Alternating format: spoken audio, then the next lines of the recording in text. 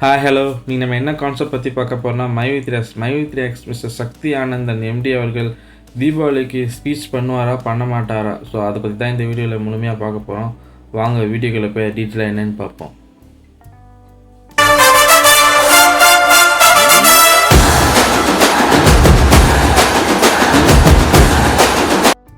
நம்முடைய யூடியூபர் நண்பர்கள் பார்த்தீங்கன்னா தீபாவளிக்கு மகிழ்ச்சியான செய்தி வரும், தீபாவளிக்கு முன்னாடியே பணம் கிடச்சிரும், தீபாவளி வேறு லெவலில் இருக்க போகுது அப்படி இப்படின்னு சொல்லி கட்டுக்கதையெல்லாம் விட்டு போட்டு மக்களை ஒரு வழி பண்ணிகிட்டு இருந்தாங்க. இன்னும் ஒரு சில பேர் பார்த்திங்கன்னா இன்னும் டீப்பாக எனக்கு ஒரு நம்பகமான ஒரு நம்பர்கிட்டத்துலேருந்து எனக்கு ஒரு டீட்டெயில் வந்திருக்கு.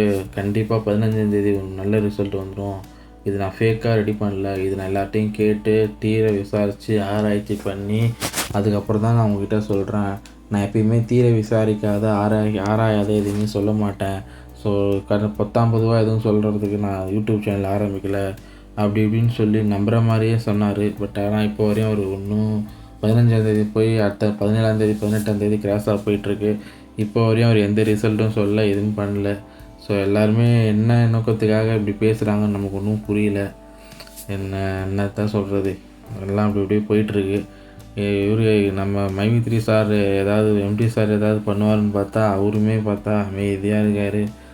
கோர்ட்டில் தான் கேஸு போயிட்டுருக்கு. சரி, கோர்ட்டில் ஸ்டெப் எடுக்கல. இவ்வளோ பெரிய மக்கள் இதில் பாதிக்கப்பட்டு ஒன்றுமே பண்ண முடியாத அப்படி சைலேருந்து இருக்காங்க. கை கால் நல்லா இருந்தால் கூட சைலேருந்து இருக்கும் பார்த்தீங்களா, அது மாதிரி நம்ம இப்போ எல்லாருமே இருக்கிறோம். பட் அதெல்லாம் அவர் உணர்ந்து புரிந்து ஏதாவது ஸ்டெப் எடுத்து ஏதாவது பண்ணலான்னு பார்த்தா அவரும் எதுவும் பண்ண முடியலையா இல்லை என்ன பண்ணுறது ஒன்றும் தெரியல. அவர் பாட்டுன்னு அவர் சைலண்ட்டாக இருக்கார். ஸோ மக்களாகிய நம்ம தான் இல்லை ஏன்டா பணத்தை போட்டுன்னு சொல்லிட்டு டெய்லியும் போட்டு பிச்சிட்ருக்கோம் மண்டையை. ஒன்றும் புரியல. தீபாவளியும் வந்துடுச்சு. நண்பர்கள் எல்லோரும் தீபாவளிக்கு வந்துடும், அது வந்துடும், இது வந்துடும், இப்படி நடக்கும் அப்படி நடக்கும்னு சொல்லி எவ்வளவோ கட்டுக்கதைகள் உருட்டிட்டு இருந்தாங்க. பட் ஆனால் தீபாவளியே வந்துடுச்சு, இன்ன வரையும் ஒரு ரிசல்ட்டு தரல. ஒன்றுமே புரியல, ஒன்றுமே வரலை.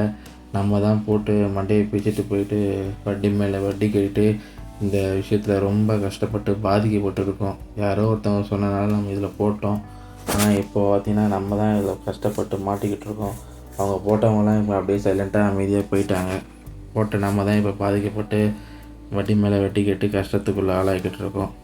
ஸோ இதை புரிஞ்சு இது எல்லாமே எம்டி சார் பார்த்துட்டு இருப்பாரா அப்படின்னு கேட்டால் கண்டிப்பாக எல்லாருமே அவர் பார்த்துட்டு தான் இருப்பார்.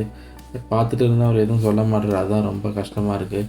அட்லீஸ்ட் தீபாவளிக்கு பேசுவாரான்னு சொல்லிட்டு எதிர்பார்த்துட்டு இருந்தோம். நமக்கு பார்த்தா தீபாவளி பேசுறதுக்கு 50% கூட சான்ஸ் இல்லைன்ற மாதிரி தான் தெரியுது. ஏன்னா 50% தான் இருக்குது. பட் பேசுவார், பேசாமல் இருப்பார். பட் அது அக்யூரேட்டாக கண்டிப்பாக பேசுவாருன்றது வந்து டவுட்டாக தான் இருக்குது. ஆனால் அவர் இப்போ எனக்கு கேட்டிங்கன்னா அவர் கண்டிப்பாக பேசினா தான் ஒரு வீடியோ காலம் வரும்.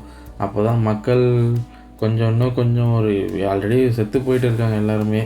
ஏதாவது கொஞ்சம் உயிர் தரிப்பதுக்கு அவர் பேசினா கொஞ்சம் நல்லாயிருக்கும், கண் விழித்து பார்க்குற மாதிரி இருக்கும்.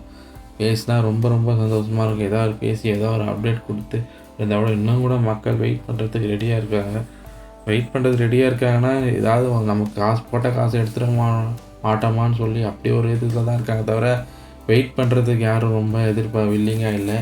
ஸோ அதை தப்பாக புரிஞ்சுக்காதீங்க. அதனால் அவர் ஏதாவது பேசணும் தான் என்னோடய ஒரு தனிப்பட்ட கருத்து.